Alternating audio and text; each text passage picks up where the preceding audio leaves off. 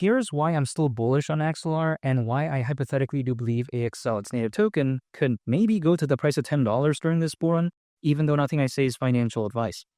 Well, first of all, I understand that yes, the markets are not doing good as of right now, and I understand that altcoins are not doing that good. AXL did pretty good not too long ago, but of course, big pullback, and now it's not doing that good.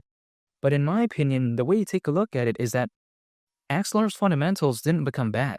You know what I mean? Yes, the price of AXL is down, but what happened to the fundamentals? I think, if anything, it's really still amazing. I mean, we got to think about how when it comes to Axelar, it's pretty much focused on a market that virtually only has one notable competitor. And this may seem kind of like bizarre because other markets out there like NFTs or DeFi, there's like 20, 30 competitors or whatever. But this one, I think virtually only has one. And I think that something like Axelar is pretty much number two. And hear me out here because we have to take a look at Polkadot. Polkadot, I think, is the most comparable project to Axelar. It's focused on something called interoperability. Axelar is also focused on interoperability. Many people that I know out there, they can pretty much only name Polkadot. Axelar is never going to defeat Polkadot, but then it doesn't mean that it hypothetically can't do good because if it has that number 2 spot, this is something I'm very excited about. Now, let me explain interoperability real quick, or should I say lacking interoperability and how that should be solved. Or, maybe there's a solution. Because let's take a look at how there's many blockchains out there. Because many of them are independent of one another, they can't freely send data and value to each other, meaning that in theory, they lack interoperability.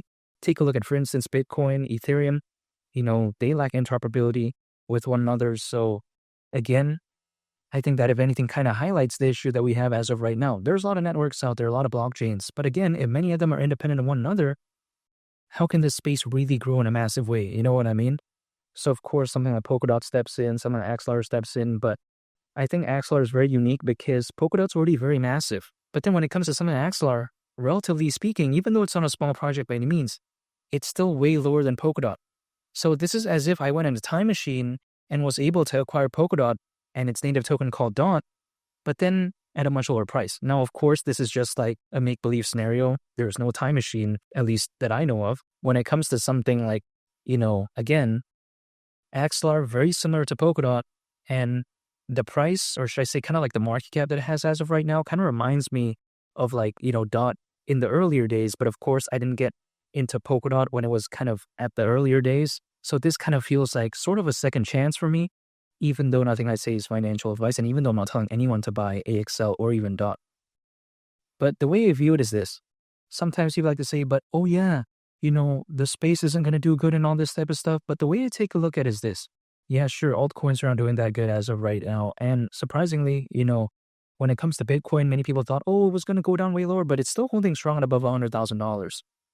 And in my opinion, hypothetically, I think the markets could maybe recover again, because even if we take a look at the S&P 500, we've seen historically time and time again, it eventually does recover. And we've seen this when it comes to the crypto space too. Take a look at multiple bear markets that happened along the way, right?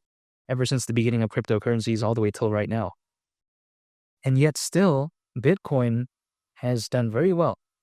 And altcoins, I would say, generally speaking, have done a lot better than before because we have to take a look at in terms of the fundamentals, sort of the knowledge that people have for it. Even though we haven't seen like a 2021 type of altcoin season hypothetically yet this time around, I just kind of feel like the knowledge and the quality of altcoins is just way better than before.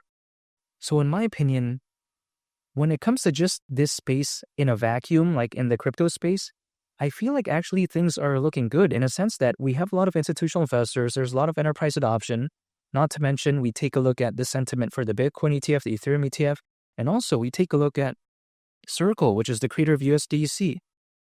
That is recently listed, right? It's a public company. So I think a lot of good things are actually hypothetically and theoretically happening for this space.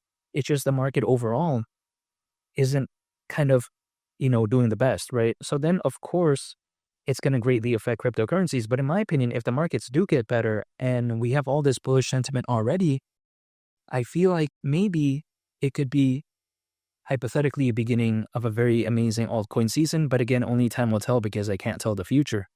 But what I like about Axelar is the fact that AXL is listed in pretty good exchanges. Not to mention, Axelar has a very good and passionate community.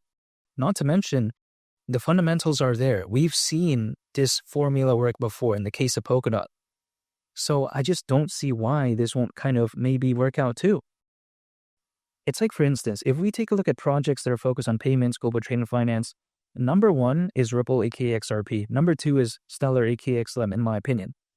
The Ripple, or should I say XRP of this space, like the interoperability space, I would say it's Polkadot. But then kind of like the Stellar of it is Axelar. So if someone is saying that, hey, you know what, Axelar has no future, are they also saying that Polkadot has no future? Because I think as Polkadot gains attention, some of it is going to kind of flow down into this, right? At least in theory, maybe. But again, this is just my mentality. However, even besides that, we have to take a look at also the other unique things about Axelar. Like, for instance, there's over 60 blockchains connected with Axelar, which do include Avalanche, Moonbeam, Say, which allegedly is the world's fastest parallel blockchain, so that's pretty awesome, right, in theory. We also take a look at Cosmos, we take a look at the BNB chain, we take a look at Base, and I'm talking about the Base network, which is Coinbase's layer 2, so that's amazing. Not to mention, we take a look at Arbitrum, Ethereum, and many others.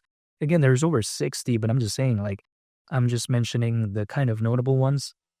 But this is how impressive Axelar is. Not to mention, when we take a look at Axelar, allegedly it has been partners, or should I say, has had partnerships with, whatever the case may be, with Onyx, which is by JP Morgan, also Microsoft, and even MasterCard. This is something that I think is very impressive. And what I like about it as well is that the ecosystem isn't bad.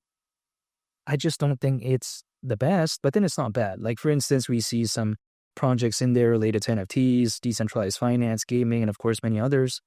So it's not like it's a bad ecosystem. And again, all I gotta do right now is just stay patient. That's it. Because keep in mind, there is over 600 million crypto owners currently, despite, I think, arguably saying that the altcoin space isn't doing the best. So can you imagine this, right?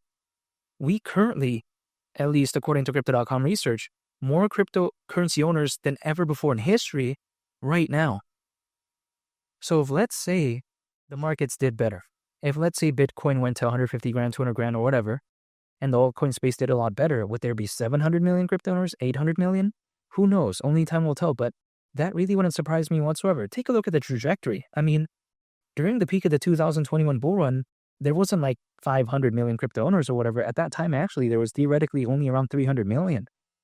So take a look at how many more crypto owners this space has as of right now when compared to way back then. And many people would arguably say that, hey, 2021 was so good for altcoins. So you can only imagine that, right? And now some people out there like to say, oh, Axelar can't do well. There's too many competitors. Well, here's the thing. Yeah, sure, there's a bunch of launch pads and people just launch random meme coins. I'm totally aware of that. But many of them are not viable, in my opinion. Like, many of them never really gain any sort of traction. They don't really get listed in any sort of major exchanges. So yes, in theory and on paper at least, there is more competitors, but then there's not that many good viable ones. And if we take a look at, again, more specifically, projects that are focused on interoperability, there's pretty much Polkadot and Axelar. So this is kind of like a no-brainer for me, really, even though nothing I say is financial advice. But historically, we're not maybe even supposed to see altcoins peak as of right now as a worst-case scenario. And let me explain why. Historically speaking, altcoins, they typically peak around 18 months after a Bitcoin halving event. So we have to take a look at this. Last Bitcoin halving event happened in April of last year. So we add 18 months on top of that. That's around October this year. So with that in mind, are we saying that, you know what, this is supposed to be when altcoins are supposed to peak? Even though, again, the altcoin space isn't doing the best? Theoretically, maybe not as a worst case scenario based off history. But again, I can't tell the future. There's no way to tell if it's going to be the same this time around. But I can only take a look at the present and the past. So if I kind of take a look at stuff like that and I can't tell the future, why wouldn't I just stay patient and just wait? That's it. I made it this far anyways. I'm not just going to give up like that. Now, it's going to depend on a case-by-case basis, but I don't want to do that. AXL at the price of $10, considering current circulating supply, market cap at that point would be around $10 billion. And that's around a 23x from here. Hypothetically, I think that's pretty good because a $10 billion market cap, that's still over $70 billion less than Dogecoin's all-time high market cap back in 2021. And in theory, right, if we take a look at over 20x, I feel like AXL would have an easier time doing that instead of DOT anyways, because DOT, of course, has a very big market cap. I'm not saying that it can't happen, but I'm just saying when it comes to AXL, market cap is just way lower. It's kind of like some people would call it a watered down version of Polkadot, but I don't mind though. I think it's cool nonetheless. I think Axelar is fantastic, at least personally for me. And $10 when it comes to AXL wouldn't surprise me whatsoever. And I'm still very bullish on the future of Axelar. And make sure to subscribe if you gain value from this video. I'd greatly appreciate it. It's one Lee the Captain, and I'll catch y'all on the next one. I'm a peace. Bye.